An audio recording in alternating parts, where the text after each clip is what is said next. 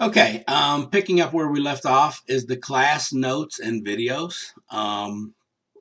Again, this a reiteration of how your grade is calculated, information about proctoring and all that. So just some more uh, info to make sure you know what's going on. But what I have here is we have notes and videos for every homework assignment. Now, the ones here that have that line through it, that means you're not seeing that. So don't worry about it. We don't have any quizzes. This is just my page, so you're seeing what I have. But, if I click on the scientific notation and units, you will see that there are video resources and there are example problems. Now, I copy these from the semester before. Sometimes videos get corrupted. If they won't open from this page directly, you can always right click on it and maybe either save it and then open it or open the link in a new window. So try that before you give up. Okay, but they're there for just every section we teach. Some have more videos than others, but this is what's there to help you. So make sure that you watch them. Now there's some topics that you may not need the video for, but once we get down into circuits, um, you know, there's some that were created uh, by me and some were created for other people. So just make sure that you read through them. The circuits are very difficult. And I think it's good to watch as many videos as you can. And there's sample problems. So let me tell you, the resources are there. Okay. So make sure you take advantage of that. So now I'm just going to go back to my main menu um, and look at the homework. Now, your homework, as you can see, that little arrow means I must do the pretest before starting this assignment. So I've got to do the pretest. It'll take you all probably 2-3 minutes. There's 4 questions. It's basically an acknowledgement that you've watched the videos, read the syllabus, you know about the proctored final, you have to pass the final.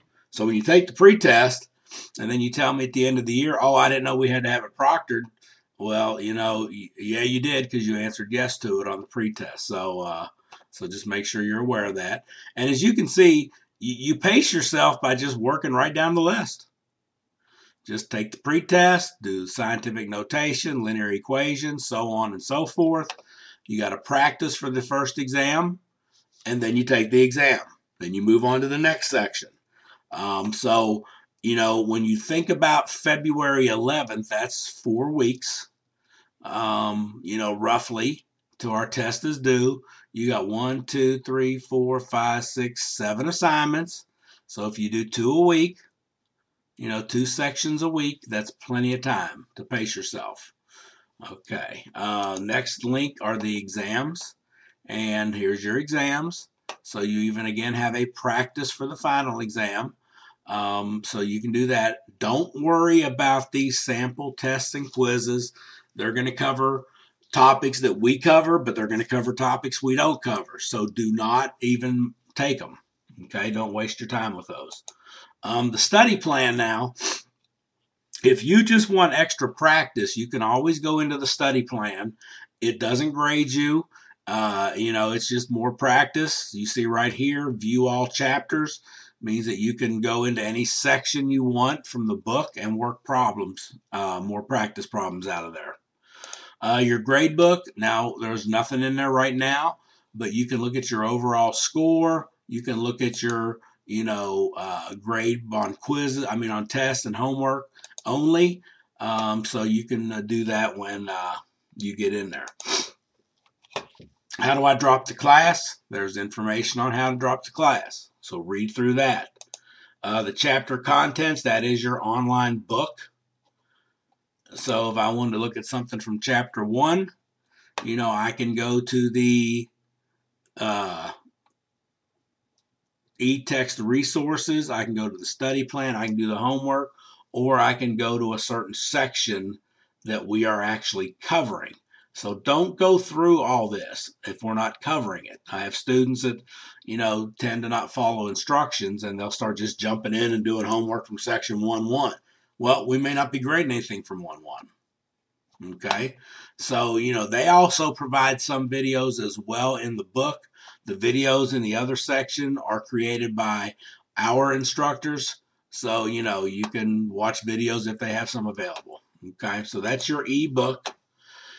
Tools for success, you can look through that. There's a graphing calculator tutorial. If you don't have one of those, you don't need to worry about it. But the how do I enter answers, a lot of times there's troubles with that. So I would suggest maybe reading through that tutorial to understand how to get a fraction, how to get a square root, stuff like that. And again, you can play around with it on your homework and just redo it if you mess up. But that's the things I suggest. Maybe once you get in there, you'll see what I'm talking about. But there are ways to enter fractions and things like that. So look through there. Now, your multimedia library is what the textbook provides. It's not going to have the videos that we created. It's not going to have, other things. But if you want extra resources, you can see if they have that. Pearson does have tutor services. You can always click on that, but I'm sure they charge you for that. Your discussions, we really don't do that. I don't require any discussions, but if you want to, create your own, I guess you can, but I really don't use that. And then your course tools, all these things down here, you don't have access to that. Those are mine. But you can do email if you want to email me.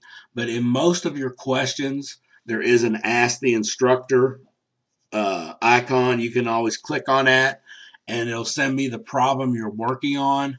And then you can tell me, what problems you're having with it. Okay. So, that kind of wraps up the tour. I'll just again tell you that, get to work, do your own work, don't procrastinate, and check your email. Okay. That's the main things where you will be successful in this class. So, good luck. Hopefully we all do well, and you will be hearing from me soon.